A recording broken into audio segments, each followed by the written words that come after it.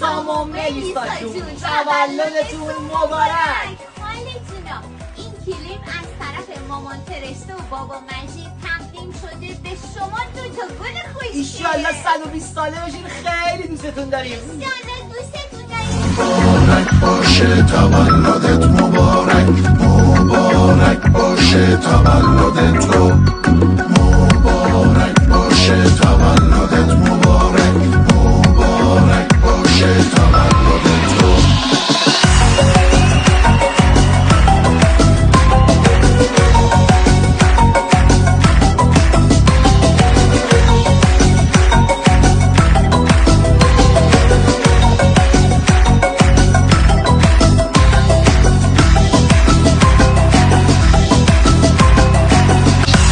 گل و پروانه جمعن تا که تو بخندی، تو که شیرین تر از عسل ناپل و نباتی خندی، فدای اون قد و بالا صورت مثل ماهه، ماه شب 14 شدی قربون اون نگاهه، قربون اون نگاهه، قربون اون نگاهه.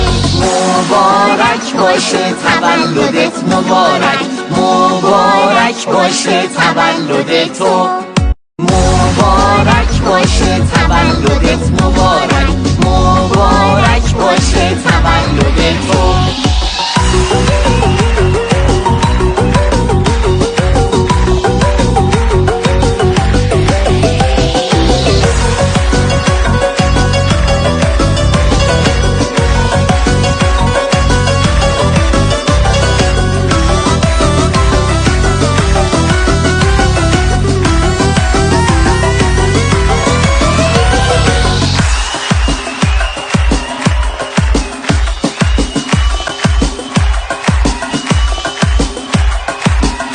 شده پر از گل و بادکنک و ستاره، بودو شما رو فوت کن و آرزو کن دوباره، همه روز و هر ماه و سال خوش باشه حال و احوال، چشم حسودا از تو دور، زنده باشی تا 100 سال، زنده باشی تا 100 سال، زنده باشی تا 100 سال. مبارک باشه تولدت مبارک، مبارک